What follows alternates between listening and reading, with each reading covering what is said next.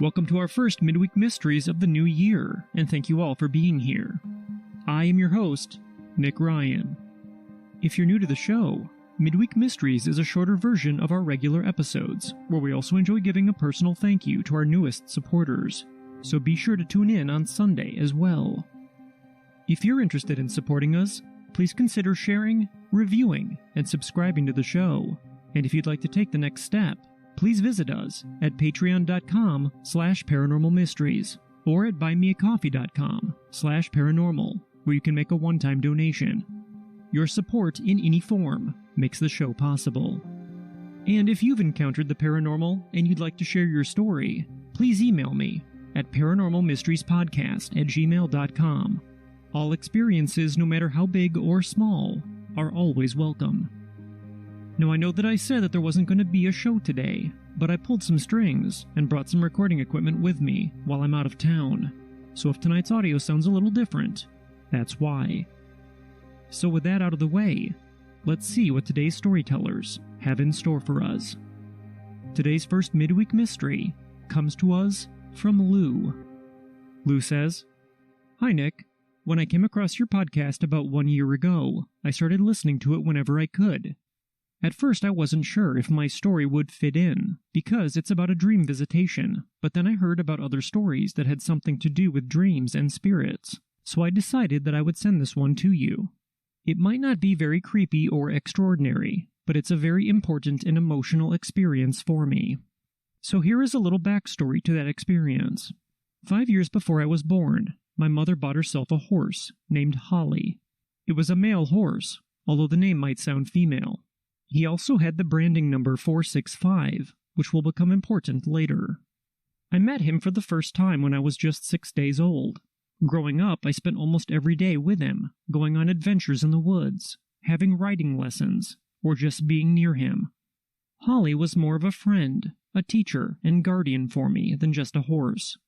When he got older, he started to struggle with his health, but we still went on walks together, because as long as we were both by each other's side, we were fine and happy.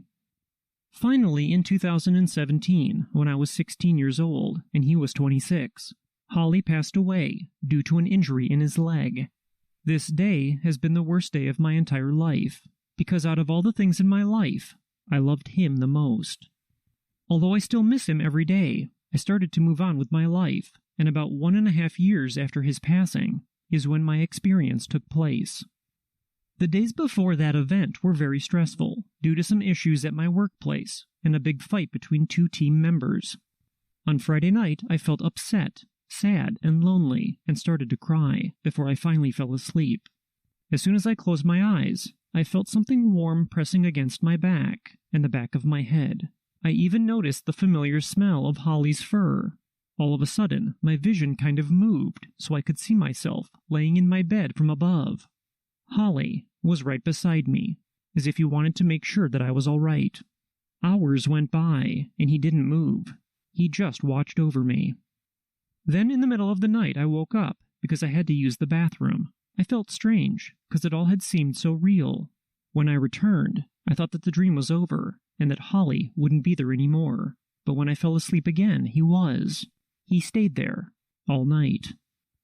Since then, he has visited me 2 more times in my dreams, but also when I am hiking in the woods, where he used to be when he was still alive. I sometimes see his branding number pop up on license plates, my smartwatch, or my phone. Now I feel like after all this time, he is still by my side, like he used to be in his lifetime. What do you think? Could he still be around, or is it just me? I would love to hear from anyone who has a similar experience. Thank you, Nick, for reading my story. I love your podcast. Kind wishes, Lou. Our next story of the night comes from Roland. Roland's story is called Hatman Takes a Life. Roland says, "How's it going? My story begins a couple of years ago. The names of the deceased have been changed out of respect to the families and myself. Around 4 to 5 years ago, I experienced sleep paralysis for the first time. I was staying the night at my grandparents' house for the weekend, and one night I randomly woke up at around 3 in the morning. I was super comfortable at this point and didn't really want to move. However, the comforter had ended up down at my waist while I was sleeping. I went to pull it up and realized that I couldn't. I was paralyzed. My eyes shot open, and immediately I saw something, rather, someone, standing at the foot of my bed. Darker than the room itself, there stood a man, hunched over in the darkness, a clear outline of a hat perched on his head, and wearing what looked to be a trench coat. I closed my eyes and started praying, and boom, it was gone. Fearing I would be looked at as crazy, I didn't want to tell anyone about my experience. I'm 21 now, and since then I've had multiple experiences with the Hatman. This year was different. My best friend, we'll call him John, was the first and really only person I got into detail with about the whole shadow person stuff that I was dealing with. Since the very beginning, he was the one I confided in.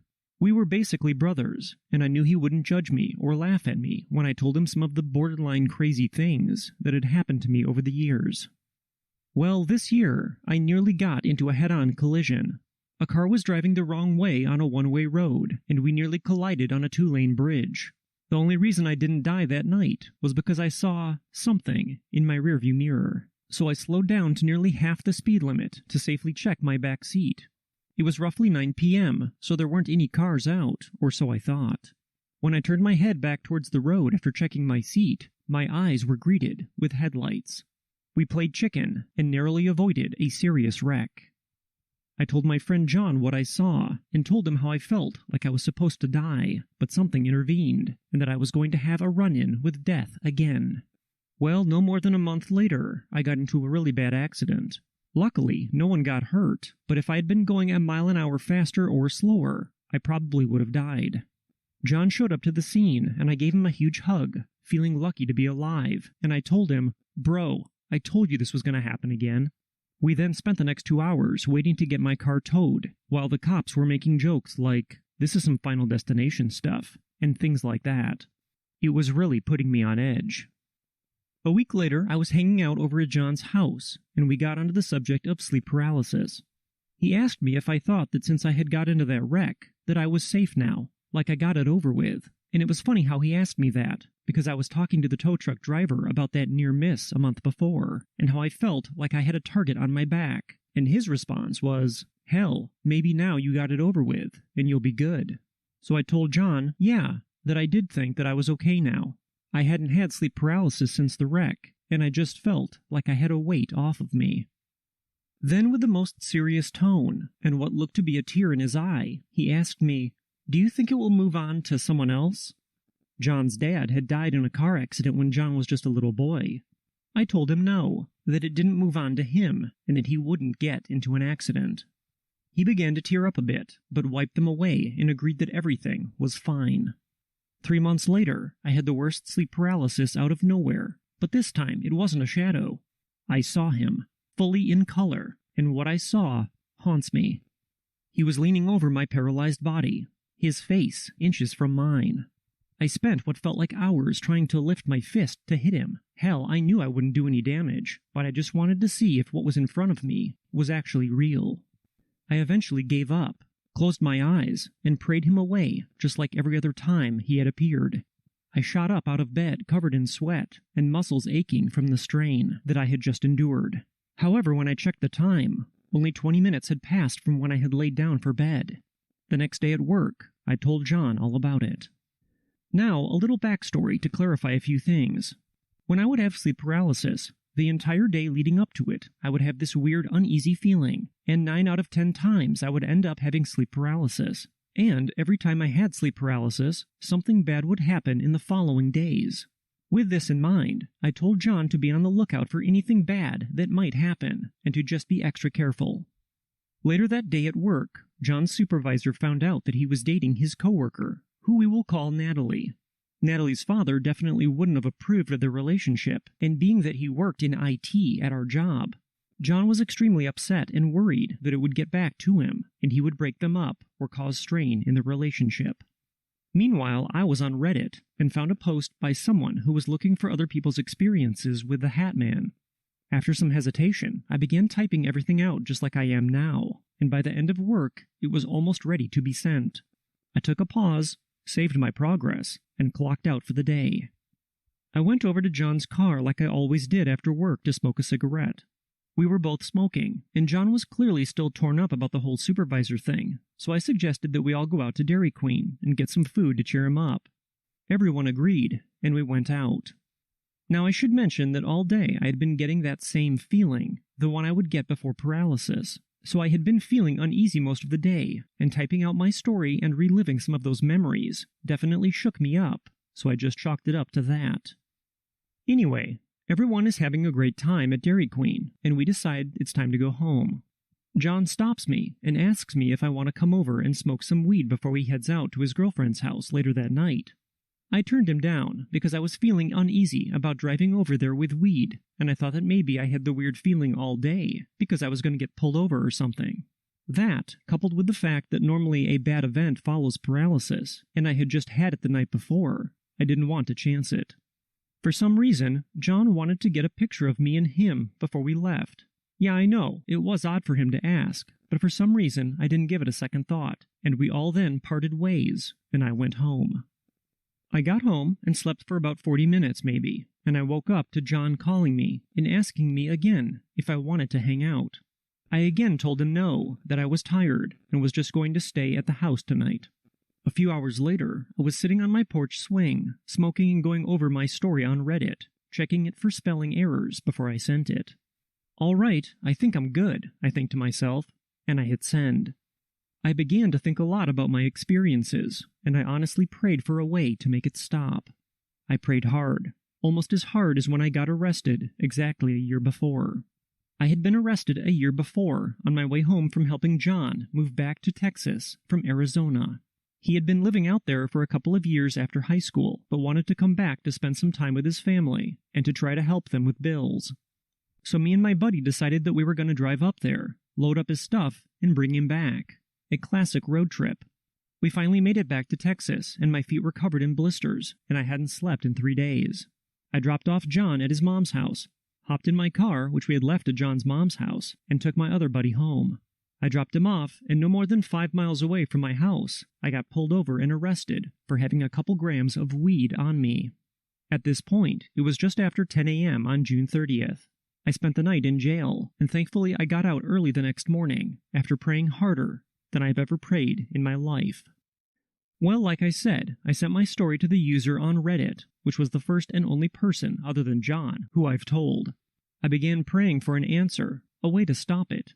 Anything really. I had this image of a sword sitting on my bed.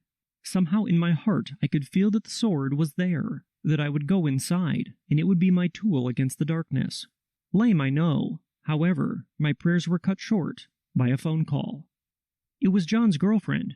He had left earlier to go to her house, and he was on the phone with her when all of a sudden he said, "Oh my God," and the phone call dropped. She was worried and was begging me to go check on him and basically drive the path he would have taken to get to her house. In my mind, I'm telling myself that his phone just died, and he would show up at her place any minute, and she would call me telling me to turn around, and that she was sorry for wasting my time. But that call never came. I followed the road for a while, and she stayed on the phone with me because she didn't want to be alone, and she was quite frankly having a panic attack, and I didn't feel right hanging up on her, so I just tried to reassure her that everything was fine as I was making the 30-minute drive to her house. I pulled onto the road that leads to her house, the road that John would always call her from, because it was exactly 10 minutes from her house to the start of the road, if that makes sense. It was at that point that I saw blue and red lights coming up behind me, and something deep in me knew that something had happened to John. I asked his girlfriend if I could please call her back once I had found something, because I was nervous driving those back roads with one hand. I just didn't want to be on the phone with her in case I too began to freak out. I kept driving. The first responder was now off in the distance as I finally passed Natalie's house. There was still no sign of John, so I kept driving. I drove for another 10 minutes, biting my nails and chain-smoking cigarettes.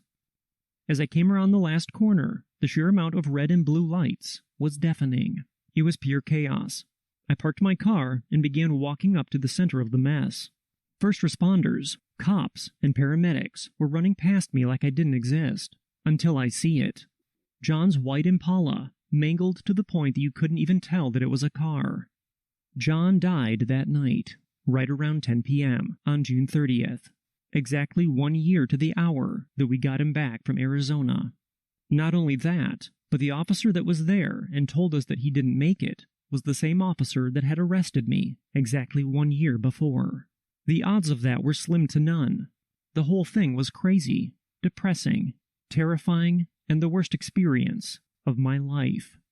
I lost a brother that night, a true friend, and the Hatman definitely had something to do with it.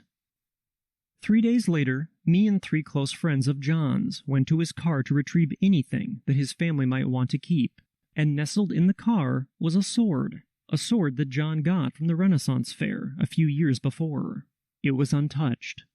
We took a picture with the car to remember him and went back to his mom's to give her the items we had recovered. I went to hand her the sword and she said, "No, John wanted you to have that if he ever passed away." Apparently, he had talked to her about his death days before it happened and told her what items he wanted all of us to have, and he told her that he just wanted to be cremated and he would be happy. I went home and laid the sword on my bed, and then it hit me. That's exactly what I saw in my head right before John's girlfriend called me that tragic night. It's been nearly 5 months since then, and I had not had sleep paralysis until last night. I'm going to bring the sword to the site of his accident. If I don't survive, this is my story. There are many more details I'm leaving out, as it would take me way too long to write them all down, and I'm not a good writer, so it would only serve to confuse more than the story already has. This story is 100% real and painful. Losing a best friend or family member is a devastating experience, and although not everyone can understand the special bond that you share with the one you've lost, we do understand the pain that comes with it. I believe that our loved ones are always with us, and Lou's and Roland's stories are proof of that, and I sincerely hope that over the following months and years, that both of our storytellers continue to find peace in the fact that their loved ones are always watching over them. As for the Hatman, we have yet to understand this phenomenon as well as its intentions. Perhaps one of you will have some insight regarding this bizarre entity and why it seems to have initiated a negative string of events within Roland's life. Please contact me if you have any advice regarding his situation.